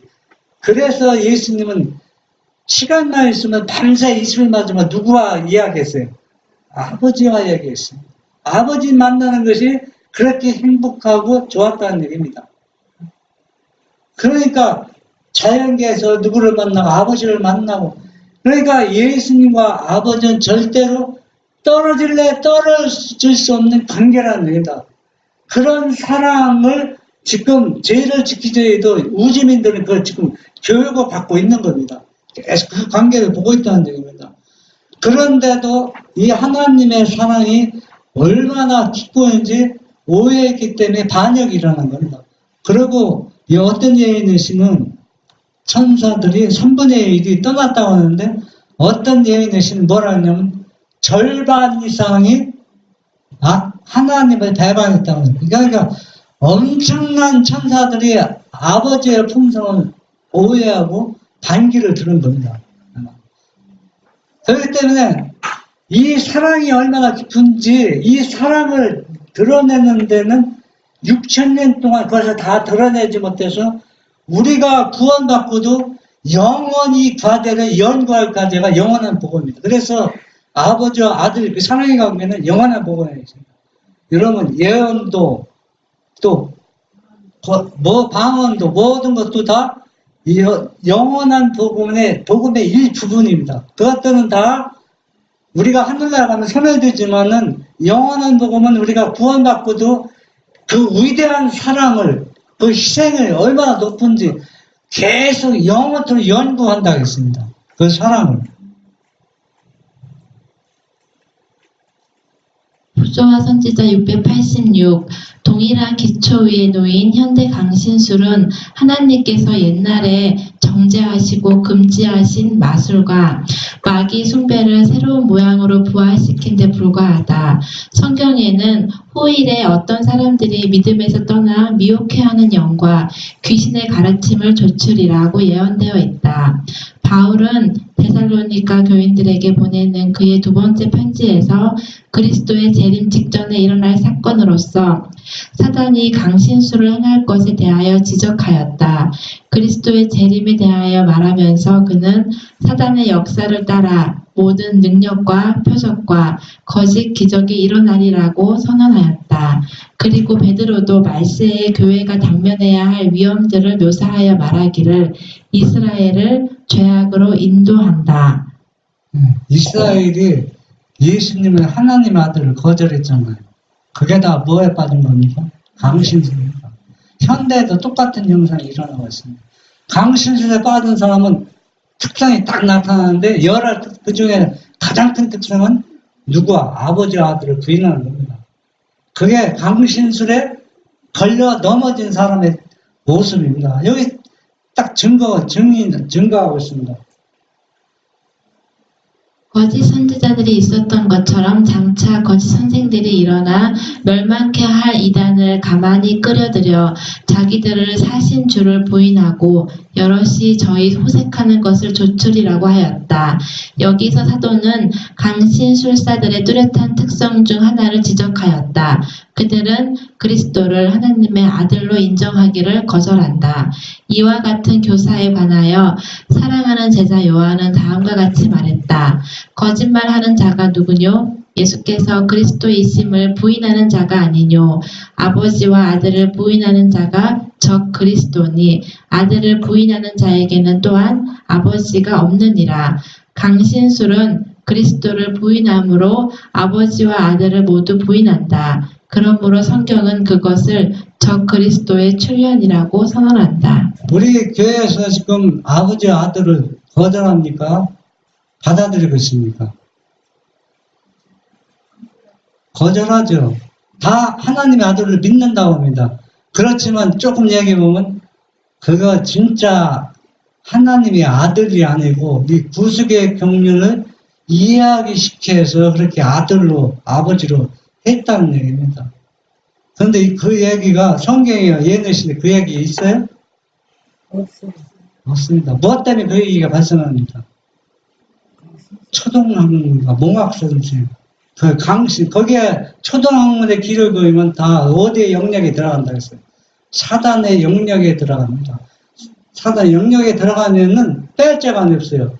그 영역에 들어가면 뭐가 특성 중 하나가 아버지와 아들을 부인할 수밖에 없다는 얘기예요. 자기 정신이 아니라는 얘기입니다. 자기 정신. 네? 구조와 선지자 154. 하나님께서 아브라함에게 그의 아들을 죽이라고 명령하신 것은 그의 믿음을 시험하는 동시에 복음의 실제를 그의 마음에 새겨주기 위함이었다. 그 무서운 시련의 어두운 날 동안 그가 참은 고통은 그가 자신의 경험을 통하여 무한하신 하나님께서 사람을 구속하기 위하여 치르신 희생의 위대함을 깨닫게 하려고 허락되었다. 아무 다른 시험도 그의 아들을 제물로 드리는 것과 같은 영혼의 고통을 아브라함에게 일으킬 수는 없었을 것이다. 여러분, 이 아브라함은 좀 대단한 존재예요. 그냥 우리가 믿음이 있다는 그런 차원이 아니에요. 그렇죠. 얼마나 높은 차원이냐면 모세도 얼마나 대단한 존재입니까? 그 모세한테 친구라고 얘기하지 않았어요. 우리 재린 엄마나 은별이 엄마 젊은 사람들 고민 있죠? 다 말 못한 고민 있죠? 고민 있는데 그 고민을 엄마나 아빠한테 못할 고민이 있어요. 근데 누구한테 할 수 있어요? 친구한테 할 수 있어요. 친구한테. 그 얘기는 엄마 아빠보다 친하다는 얘기 아닙니다. 서로가 마음에 통할 수 있는 뭐가 전류가 흐르고 있는데 하나님은 아브라함 보고 뭐라 친구라고 했어요. 왜 친구라고 했느냐? 하나님이 그 배경은 천만 이삭을 번제물로 드리라고 했을 때 이거는 누가 봐도 성경을 위배하는 겁니다. 사람을 제물로 드리라는 것은 성경에서 찾아볼 수가 없어요. 그거는. 그런데 누가 명령이 있어요? 하나님이 아브라함에게 명령이 있습니다. 그런데 아브라함이 그걸 명령을 거역했습니까? 왜? 거역하지 않았어요. 왜? 하나님은 잘 알고 있기 때문에 하나님은 절대 오판이나 실수하는 분이 아니라는 걸 알기 때문에 아닌데 이것은 얼마나 고통스럽습니까? 여러분 자기가 얼마나 귀하게 얻으니까 이 아브라함도 하나님의 아버지가 예수 그리스도의 아들을 낳고 아들을 사랑하는 것 못지않게 지금 누구를 사랑하고 있어요? 이삭을 사랑하고 있는데 그 100세에 얻은 아들을 지금 아들이 보는 게 낙이요. 희망이 행복인데 그 아들을 자기 손수 잡아 죽이라고 하니 뭐처럼 양처럼 잡아 죽이라고 하니 그런 명령을 받고 그 실행에 나왔는데 왜 하나님께서는 아브라함에게 이런 얘기를 했느냐. 물론 아브라함이 어떤 잘못해서 어떤 시험을 받게 됐지만 그러나 하나님의 동부에는 그 믿음의 실체를 아브라함을 통해서 하나님의 자신의 모습을 어떤 모습인가를 아브라함을 통해서 온 타락하지 않은 온 우주와 우리 죄인들에게 보여주는 겁니다. 복음의 실. 복음의 실체를 보여주는 거거든. 보여주는데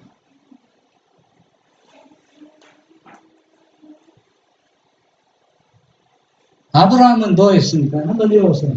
하나님께서는 당신의 아들을 고통과 수치스러운 죽음을 당하도록 내어주셨다. 하나님의 아들의 치욕과 영혼의 고뇌를 목격한 천사들은 이삭의 경우처럼 중재하도록 허락되지 않았다. 족하다라고 부르짖는 어떤 음성도 없었다.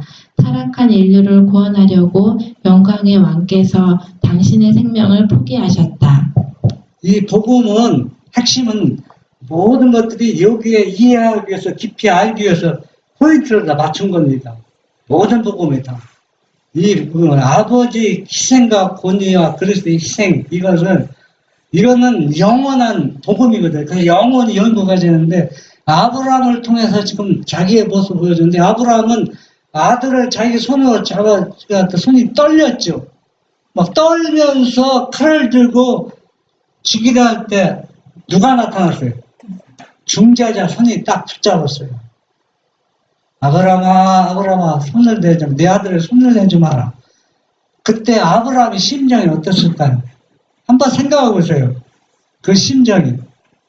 그 심정은 환희가 말할 수 없을 겁니다.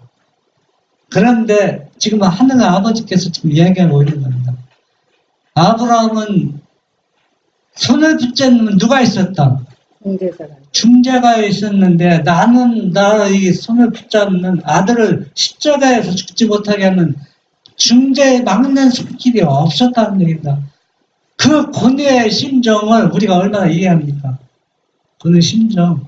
그 고통스러운 거죠. 여러분 신성이기 때문에 아픔도 참고 견딜 수 있다. 사람은 그렇게 생각했지만 지금 그게 아닙니다. 여러분 평화의 의인 올 때 3번인가 나갔다 들어왔다는 것을 누가 봤어요? 하이선지가 봤잖아요. 그거 간단한 문제입니까? 한 번 나가서 아들과 의인을 오고 문제가 해결되다 해서 또 나왔다가 또 2번, 3번이나 거듭했습니다. 여러분, 아버지가 아들을 죽게 내주는 그 심정을 여러분 이해합니까? 우리 이해 못해요. 아브라함은 이해합니다. 왜? 복음의 실체를 자기가 실제 행했기 때문에 이 모습은 누구의 모습을 재현시킵니까? 하늘 아버지가 아들의 모습을 재현시키고 있는 겁니다. 아브라함이 이삭을 통해서. 그런데 아브라함은 손을 누가 붙잡았어요? 천사가 붙잡았습니다. 그런데 예수님인가요? 여러분 한번 보세요. 예수님이 십자가에 돌아가셨을 때 천사가 울면서 하셨죠. 내가 당신의 아들을 돕게 해달라고 했을 때 아버지가 뭐 했어요? 거절하고 내가 간다 했습니다. 그 예언신에 있어요. 시대에 내가 간다 했습니다. 딴 건 천사들이 왔다 갔다 했잖아. 그런데 아들의 십자가 죽는 모습을 천사에게 부탁하지 않고 내가 직접 가겠다는 얘기가 내가 직접. 그럼 하나님. 네. 내가 직접. 그 얘기는 얼마나 아들을 아끼고 사랑하는 거 이걸 누구한테 맡기지 않는다는 거야. 그것을. 자기가 끝까지 같이 나도 아들과 그 십자가에 죽는다는 얘기입니다. 여러분 아들이 죽는 거 부모는 못 봐요. 차라리 내가 죽으면 마음이 편해요. 그런데 이 아버지는 지금 여러분 그러면 여러분이 어떤 이렇게 할 겁니다. 그러면 아들이 죽지 말고 아버지가 죽지 왜 아들 죽게 했어? 그 얘기 나올 수 있죠. 그렇죠. 그렇게 아들을 아끼고 사랑하면 당신이 십자가를 죽지 왜 아들을 죽겠느냐. 만약에 아버지가 그렇게 했으면 복음이 됩니까 안 됩니까? 아들을 살려야 되니까. 복음이 안 돼요. 아버지가 그렇게 하면 복음이 될 수 없어요. 왜 복음이 될 수 없습니까? 왜 복음이 될 수 없어요?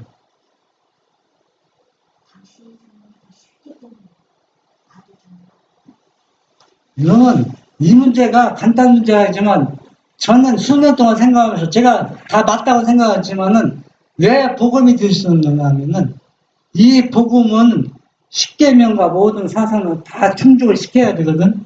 그런데 아들을 멀쩡하게 살고 아버지가 죽었다. 그러면 십계명을 위반하는 거거든. 네 부모를 공경하라 하는데 아들이 부모가 죽는 거 보면서 딱 있었다. 한번 생각해 보세요. 여러분 이해가 안 될 거예요. 그러나 깊이 생각해 보세요. 아들이 죽을 수밖에 없는 자기가 죽고 싶어도 죽을 수가 없어요. 이 복음은 시체는 자기가 죽고 싶어도 그런데 아들을 죽여야 하는 그 아버지의 심정을 우리가 평생 연구하는 겁니다. 영원히 연구하는 거거든요. 그게 복음의 실체를 아브라함을 통해서 보여준 게 그게 영원한 복음 셋째 천사의 기별의 핵심이라는 얘기입니다. 마귀가 아들을 시기했기 때문에 아들이 죽어야 되는 거예요. 그래서 이 사단은 하나님이 성령 하나님을 등장시켜고 이 복음을 완전히 아버지와 아들을 부인하고 복음을 완전히 풍지박살 내버렸습니다. 완전히 지금 교회가 완전히 풍지박살 됐어요. 나는 연태 세 번 하나님을 믿었을 때 예수님은 진짜 하나님의 아들을 믿었거든요. 전사 꿈에도 생각하지 못했어요. 그런데 제가 한 3년 전, 한 4년 전이구나. 4년 전에 어떤 유명한 신학 박사한테도 들었고, 또 제 친한 친구한테도, 아니, 예수님이 진짜 하나님이 아들을 믿느냐고 하더라고. 저는 너무 황당해서 어이가 없더라고. 아니, 그러면 하나님의 아들이 아니냐고. 그걸 그대로 믿느냐고. 그게 뭐냐? 강신술입니다. 강신 특성은 아버지와 아들을 부인하는 겁니다. 그래서 이 아버지와 아들 관계는 이 예수님이 십자가에서 심장이 파열하는 것은 예수님이 지금 모든 사람의 죄를 안고 지금 아버지가 가장 분노하고 미워하는 게 뭡니까? 죄입니다. 그런데 예수님이 아버지 얼굴을 보아서 십자가에 돌아가면서 아버지가 누구 곁에 있었다 했어요? 아들 곁에 있었습니다. 그래서 나오잖아요. 나왔는데 이 아버지는 누구의 소망입니까? 예수님의 아들의 소망이 전부입니다. 그런데 이 아버지가 자기를 보면서 얼굴을 찡그리면서 얼굴을 돌이키는 겁니다. 한번 잠깐 생각해 보세요. 예수님이 얼마나 충격을 받았는가. 그래서 그 충격에 의해서 심장이 파열돼서 하나님과 아버지와 그 분리되는 거. 장면. 그것이 예수님이 얼마나 십자가에 달려는 아무것도 아닙니다. 고통은 육신의 것. 이 아버지 관계가 영원히 끊어지는 것처럼 예수님은 직접 느꼈다는 얘기입니다. 왜? 인성을 쓰셨기 때문에. 그래서 심장이 멈출 수뿐이 없어요. 파열되고 그 고뇌가 그런 복음을 사단이 뭡니까? 성령 하나님을 등장시켜서 완전히 파괴시켜버린 겁니다. 그래서 이것을 희복시키는 것이 셋째 천사의 기별, 믿음으로 말미암습니다. 아버지와 아들 관계는 원래 복음을 다시 되찾게 하는 겁니다.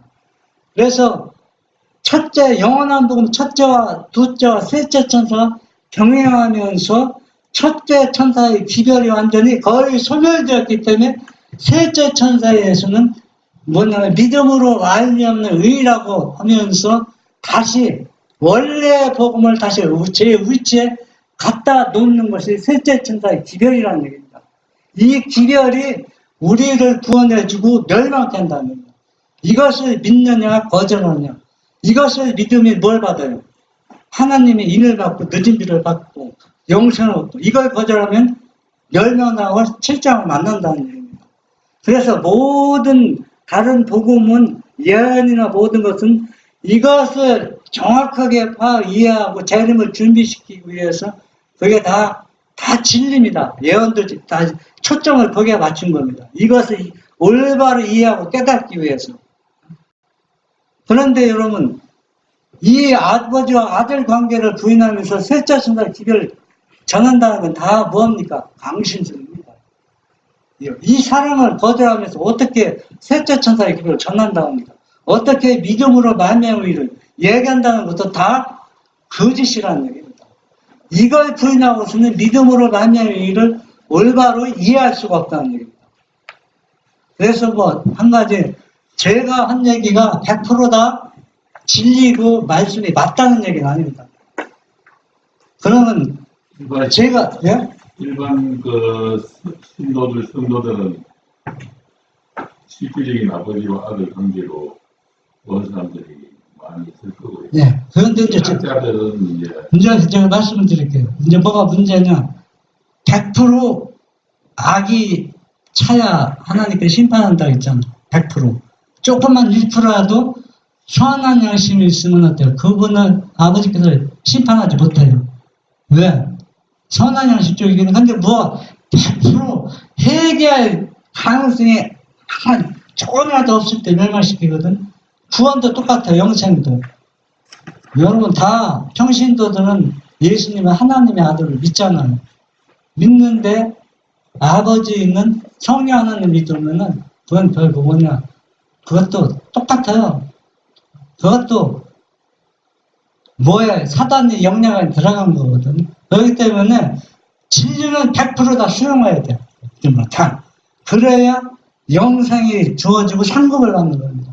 그러면 그것이 사람의 능력이냐? 다 그것을 이길 수 있는, 소화할 수 있는 은혜와 능력을 다 주시기 때문에 뭡니까? 아브라함에게 네 독자 이삭을 번제로 드리라는 겁니다.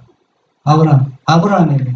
그러면 우리에게 이러한 명령이 주어도 아브라함처럼 중재의 손이 뻗칩니다. 그러나 하나님은 중재의 손 없이 이 고통을 당했답니다. 그래서 내가 이렇게 얘기했어요. 만약에 성령 하나님 있다면 참 좋겠다고 내가. 참 얼마나 좋으냐고. 내가 왜 이 얘기하는지 여러분 이해가 갑니까? 성령 하나님 있으면 얼마나 좋으냐고. 너무 없어서 유감이라고. 있었으면 너무 좋겠다고. 여러분 저 좀 정신 이상한 자 같죠? 제가 왜 이 얘기하는지 알아요? 중재하려고. 네, 성령 하나 있으면 중재할 수 있어요. 중재. 네. 아브라함도 실제 손을 안 잡았어. 아브라함은 이삭 죽였어요? 안 죽였어요? 죽였어요. 그러면 아브라함처럼 하나님 아버지가 자기 아들을 죽이려고 할 때, 성령 하나님이 예를 들어서 아버지 하나님이 됐다고 이야기할 수 있어요? 못해. 자기 자신은 어떻게 너 됐다 할 수 있어요? 못해요. 성령 하나님 있다면 아버지와 아들이 아니잖아요. 제3자 하나님이기 때문에 됐어. 이 정도면 충분해요. 아브라함 중재하면 성령 하나님 중재할 수 있다는 얘기입니다. 그런데 그런 성령 하나님이 없었기 때문에 중재가 일어날 수 없다는 얘기입니다. 이건 농담이지만 농담 속에 진실이 있다는 얘기입니다. 여러분 그렇게 생각해보지 않았죠? 민지사님은 무슨 얘기 하나 하고 이해가 안 되는데. 그런데 아브라함은 이삭을 죽이자 했지만 죽인 것처럼 여부를 받았잖아요. 중재라는 얘기는 여러분 지금 성경을 모세가 돌판을 깼을 때 여기 저한테 설교 듣는 말고 깼을 때 잘못한 겁니까? 잘못 안 한 겁니까? 돌판 10개명 돌판을 깼을 때 성경에 보면 저기 예언하시는 분은 하나님의 의도로 하나님의 지시로 깼다고 얘기했습니다. 하나님의 지시로 깼는데 하나님이 명령하면 해야잖아요. 아니, 그것도 자기가 깬 거 아니라 하나님이 깨라고 지시해서 명령 순종했어요. 지시했다고 나와요. 네, 지시했다고. 그런데 또 다른 구절은 뭐라고 했어요? 죄라고 했어요. 또 하는 거죠. 그러면 여러분 하나님 한가운데는 자기가 시켜놓고 이건 잘했다 해놓고 한가운데는 너 그거 깨뜨렸으니까 너 잘못했다. 내가 너 용서해줬다. 말이 앞뒤가 안 나왔잖아요. 그러면은 그걸 말씀을 살펴보면 하나님이 왜 지시했다고 했느냐 하면은 내가 모세 네 입장이라도 너무 의분이 나서 입장이라도 이걸 깨뜨릴 수는 없다. 네 심정을 내가 충분히 이해하기 때문에 내가 죄를 고백하는 내 죄를 이미 용서했다고 했습니다. 그러면서 네 행동은 신중치 못했다. 좀 더 참아서 했다. 하나님이 권고한 거 있습니다. 그러면 이 중재도 똑같아요. 중재도 그래서 우리는 하나님의 말씀을 한 면만 보면 안 돼요. 양면 전체를 보면은 하나님이 왜 이런 말씀하시는가 해서 이해하시다는 겁니다. 마귀가 하나님 품성을 오해했다 했잖아요. 누구보다 사랑을 덜 받는 거 있는 것 같아. 아들보다 사랑을 덜 받고 있는 것 같은데 그건 오해했잖아. 하나님 품성. 그렇게 천사장이면서 하나님의 올바른 오랫동안 신분하고 같이 있으면서도 하나님 품성을 정확하게 이해하지 못했다는 그 품성이 얼마나 깊고 높은지 위대한지 그렇게 오래 보았어도 품성을 오해했는데 하나님 우리들이야. 예? 그래서 우리는 이 하나님의 성품이 아버지와 아들 관계가 얼마나 어떤 관계인지 우리가 깊이 연구하면 할수록 우리는 거기에 빠져들 수밖에 없어요. 그 위대한 사랑과 높이에. 그래서 이것을 올바로 이해한 사람들은, 깨닫는 사람들은, 그러니까 이 경험은, 이 경험이 우리가 경험하게 되면은 그 사람은 완전히 예수에 미친 사람이 되거든요. 막을 사람이 아무도 없어요. 막을 수가 없어요. 왜? 너무 감당이 안 되거든. 그 사랑 때문에. 여러분, 유재명 박사가 그때 그러더라고요. 자기 부인을 만나기 전에 자기 부인이 얼마나 좋은지 비행기 타고 20 몇 시간 와서 매일 일주일마다 한 달에 한 번씩 왔대요. 자기 애인을 만나기 위해서. 사랑하기 때문에. 여러분, 비행기 그렇게 오래 타고도 만난다니 뭘 알기 때문에? 사랑의 맛을 체험하기 때문에. 우리도 아버지와 아들 사랑이 우리 경험하면은 그 사람은 온전한 품성을 이루고 그 사람은 완전히 예수에 미친 사람이 되고 가장 정상적인 사람이 되고 가장 누구처럼 되고 요한처럼 확신 있게 요한은 뭐라고 했어요? 내가 그 사랑을 친히 만져보았다고 했습니다. 그렇게 확신을 가지고 얘기했어요. 우리도 내 손으로 만져본 것은 확신이 들잖아요. 내가 보았고 만져봐서 확인이기 때문에 하나님의 무한하신 동정과 사랑에 대한 이보다 더 강력한 증거가 주어질 수 있겠는가? 자기 아들을 아끼지 아니하시고 우리 모든 사람을 위하여 내어주신 이가 어찌 그 아들과 함께 모든 것을 우리에게 은사로 주지 아니하시겠는가? 이게 누스렐이 하나님 품성을 오해했습니다. 올바로 알았다면 자기가 얼마나 자기도 누구로부터 아들 못지않게 사랑을 받고 있다는 것을 감지할 수 있는 반역이 일어나지 않죠. 그래서 하나님의 품성을 오해했기 때문에 그런 반역이 일어났던 것 같습니다. 하늘에 계신 아버지, 아들을 우리를 구원하기 위해서 아끼지 아니하시고 우리를 위해 십자가에 내어주신 그 사랑과 희생이 우리 마음에 요동쳐서 우리도 이 사랑을 경험하는 여기 계신 모든 분들이 사랑받는 자녀가 되도록 축복하여 주시옵소서. 예수님의 이름으로 기도합니다. 아멘.